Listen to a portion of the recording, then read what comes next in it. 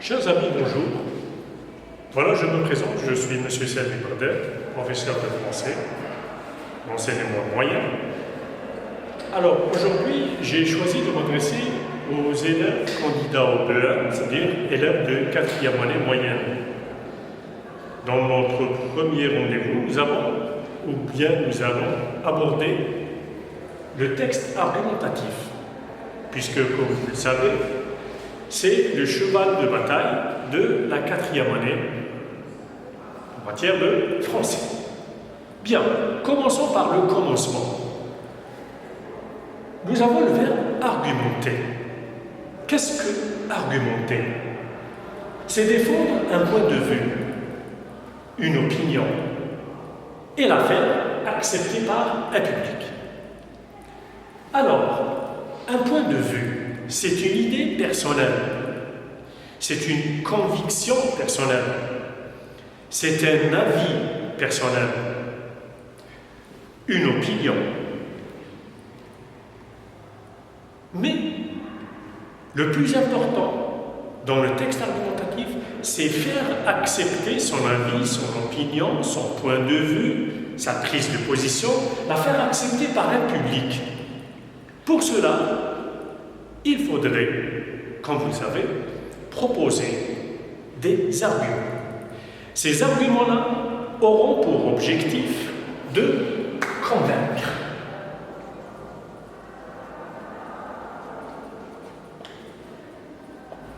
Convaincre. Convaincre, c'est faire accepter, c'est faire changer d'avis. Convaincre quelqu'un, c'est le faire accepter son avis. Nous avons un schéma précis. Ce schéma-là doit figurer dans vos écrits, dans vos productions orales ou écrites. À l'oral, comme à l'écrit, le candidat ou bien l'élève de 4e année doit maîtriser ce schéma. Ce schéma-là va se diviser en 3 étapes. Première étape, ça sera l'introduction. Introduire, ça veut dire commencer, ça veut dire préparer. Préparer le lecteur, préparer l'orateur à être au courant de ce que l'on va lui proposer. On va d'abord lui proposer le thème. Le thème et le sujet abordé. Ensuite, la thèse. Qu'est-ce que la thèse? C'est l'idée justement, c'est l'idée qu'on voudrait faire partager avec un public. C'est l'idée avec laquelle on veut convaincre un public. La thèse, généralement, elle est construite en une phrase. Elle figure généralement, mais pas obligatoirement, je dis généralement, dans l'introduction. Deuxième étape, c'est le développement. Comme vous le voyez sur ce tableau, le volume conçu pour le développement est beaucoup plus important que celui de l'introduction ou bien de la conclusion. Pourquoi? C'est parce que cette étape-là, ça veut dire le développement, c'est l'étape la plus importante de votre production. Elle contiendra des arguments.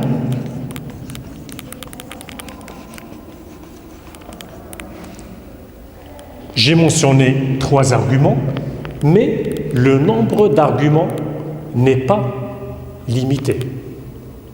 Mais de manière générale, dans les textes qu'on vous propose, surtout sur le manuel de 4e année, il s'agit de 3 à 4 arguments au maximum. Ensuite viendra la conclusion. La conclusion, conclure, clore, finir, mettre un terme à une production.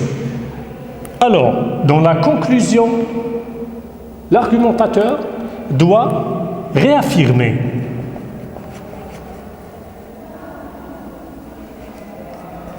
ou bien reformuler la thèse. Je m'explique. Alors, la thèse qui figurait au début du texte, on la retrouve à la fin du texte. Grâce à quoi? Grâce aux arguments. Ça veut dire que la réussite d'un texte argumentatif repose sur la force des arguments. Ma thèse, mon idée, prise de position, mon opinion personnelle que j'ai proposée au début de mon texte doit figurer à nouveau à la fin de ce texte. Si mes arguments sont bons, si mes arguments sont forts, si mes arguments sont convaincants, je réussirai mon texte. Mais si je ne réussis pas mes arguments, ça sera peine perdue. Bien. Maintenant, durant le programme ou durant l'année scolaire, l'élève verra plusieurs types de textes qui vont servir toujours l'argumentation. D'écrire pour argumenter, informer pour argumenter, raconter pour argumenter. Ces types textuels, l'élève a dû les voir durant les 3 années précédentes. Donc, l'argumentation ici, on la verra en tant que visée. C'est la visée argumentative. Voilà. Maintenant, d'après les productions écrites que nous avons l'habitude de corriger, nous voyons que le défaut se situe dans la méthode employée par certains candidats, au BEM notamment. L'élève n'est pas méthodique. Ça veut dire qu'il écrit une idée sans la structurer, sans la schématiser. Donc, pour pouvoir réussir son écrit, sa production écrite à l'examen, il faudrait obligatoirement respecter ce schéma qui se divise en 3 étapes. Je récapitule: l'introduction, qui comportera le thème et la thèse. Le développement, qui contiendra l'argument 1, l'argument 2, l'argument 3. Et la conclusion, qui est là pour réaffirmer ou reformuler la thèse. Maintenant, arrêtons-nous un peu sur l'étape la plus importante de la structure. C'est le développement. Nous avons des arguments. Ces arguments-là, ce sont des idées qui vont ou qui ont pour but de convaincre. Ces idées-là vont commencer généralement, mais pas obligatoirement, par ce qu'on appelle des articulateurs.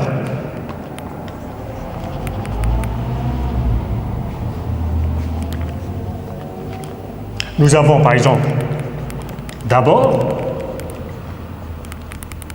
pour commencer, ainsi de suite. Ça, c'est pour l'argument numéro 1. Ça, c'est pour commencer l'argumentation. Lorsque je passe à l'argument qui suit, j'utilise également d'autres articulateurs. Ça sera par ailleurs, d'autre part, ensuite, et plus encore.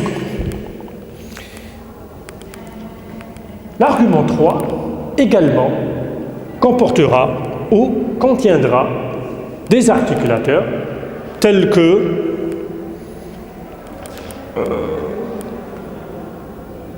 je dirais, par ailleurs,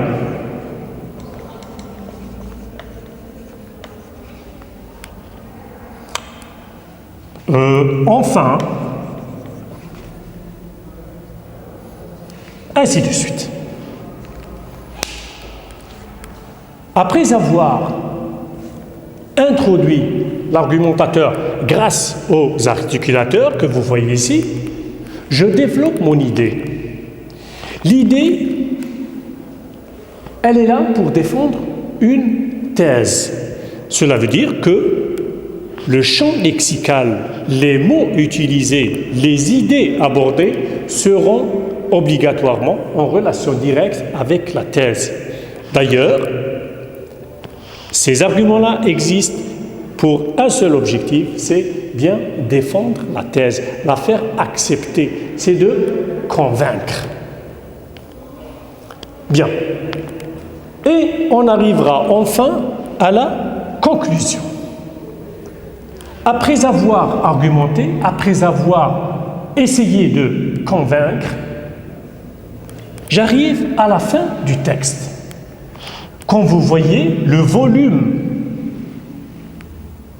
de la conclusion est beaucoup moins important que celui du développement. Il est presque quasiment égal à celui de l'introduction. Lorsque vous arriverez à la conclusion, vous devez obligatoirement revenir sur la thèse, la réaffirmer. Réaffirmer, ça veut dire insister sur la thèse, insister sur votre idée, point de vue préalable. Voilà. Et lorsque vous allez respecter ce schéma-là, vous êtes sûr de réussir au moins votre méthode de travail. Voilà. Maintenant, la description. Venons à la description. Dans des textes qui décrivent, on a toujours une visée. On ne décrit jamais pour décrire seulement. On décrit toujours pour une visée quelconque. Là, notamment en 4e année, on décrit pour argumenter. Décrire, par exemple, la ville de Tipaza, lorsqu'il s'agit de mettre en valeur, par exemple, un endroit touristique, c'est décrire pour argumenter. Pourquoi argumenter? C'est pour convaincre. Convaincre qui? Convaincre des touristes potentiels. Informer. Je donne des informations. C'est pour argumenter. Raconter aussi. Quand on parle de héros, à titre d'exemple, quand on parle de héros, c'est de les mettre en valeur. Donc, nous sommes en train d'argumenter. Bien, on continue toujours sur notre lancée. Alors, commençons par l'étape de l'introduction, qui comporte essentiellement la thèse. Alors, sachez qu'il y a plusieurs thèses, plusieurs sortes de thèses. Voici la thèse explicite. Quand je dis thèse explicite, cela veut dire que l'auteur exprime ouvertement son opinion. En d'autres mots, la thèse est exprimée de manière franche, de manière directe. Donc il n'y a pas de confusion. Autre type de thèse qui peut exister dans un texte argumentatif, c'est la thèse implicite. C'est l'opposé de la thèse plutôt explicite. Ça veut dire que la thèse est sous-entendue. Ça veut dire qu'elle n'est pas franche, elle n'est pas directe. Cela veut dire aussi qu'on doit comprendre la thèse d'après nos analyses. Nous analysons l'introduction et on comprendra par la suite ce que l'auteur voudrais avancer comme thèse, comme opinion, comme idée personnelle. Et enfin, il y a la troisième thèse, qui est la thèse adverse. Adverse, ça veut dire l'opinion que l'on combat. Ça veut dire aussi que j'ai une thèse et mon adversaire a une autre thèse. C'est pour cela qu'on l'appelle thèse adverse. Bien. D'autre part, et nous passons aux arguments, ces arguments-là ont besoin aussi d'être organisés. D'abord, il y a l'articulateur. L'articulateur qui a pour mission d'organiser, d'introduire un argument. Nous avons tout d'abord, pour commencer, ainsi de suite. Nous avons ensuite, par ailleurs, d'autre part, d'une part, et autre. Toujours dans l'argument, nous avons l'idée. L'idée essentielle, ça veut dire, c'est l'étape la plus importante de l'argument. Je vais développer, je vais expliquer, je vais m'étaler sur le sujet abordé. Mais pour renforcer ce même argument, j'ai besoin d'exemples. Ces exemples aussi sont multiples. Il faudrait choisir les exemples les plus crédibles, les plus logiques, les plus proches de la réalité, toujours dans l'objectif d'être convaincant. Toujours dans l'objectif d'être convaincant. Et enfin, on arrivera à la conclusion. Comme je l'ai dit tout à l'heure, la conclusion doit contenir des idées qui vont reformuler ou bien réaffirmer. Ça veut dire qu'on va insister sur la thèse que nous avons posée au préalable, plus haut. Bien. Je profiterai par l'occasion pour vous donner quelques consignes concernant l'examen du BEM. Alors, l'élève face à un sujet. Ce sujet-là comportera un texte. Un texte, comme vous le savez, c'est un ensemble de mots, d'idées, porteurs d'un message. Ce que nous avons remarqué, c'est que les élèves se précipitent généralement pour répondre. Dès qu'ils voient le texte, ils vont directement répondre au questionnaire.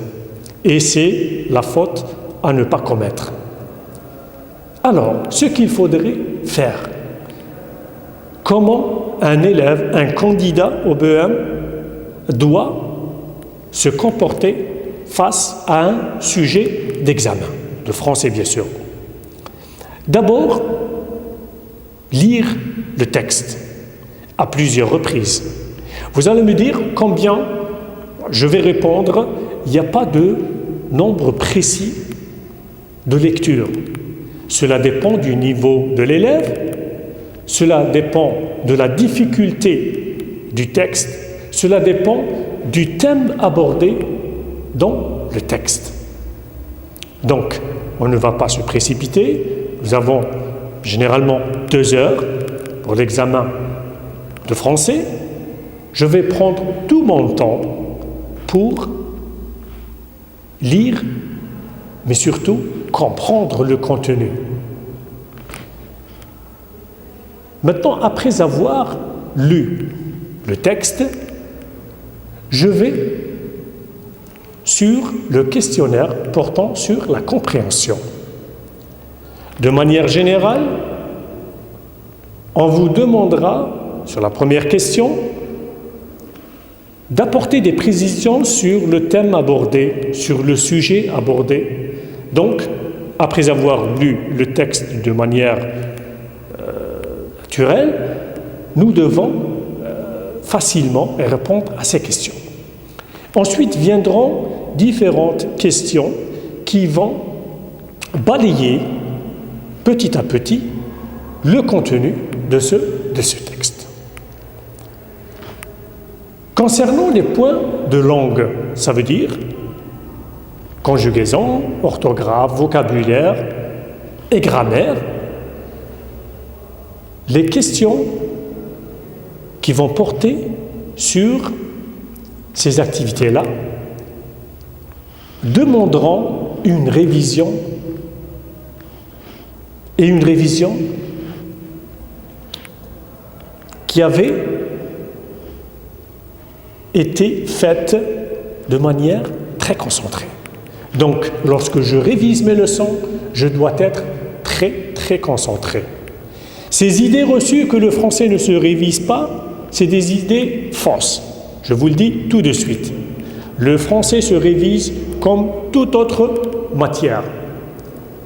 Quand il s'agit de réviser la conjugaison, réviser les rapports logiques, par exemple, en grammaire, réviser les champs lexicaux et autres leçons, l'élève doit vraiment être concentré.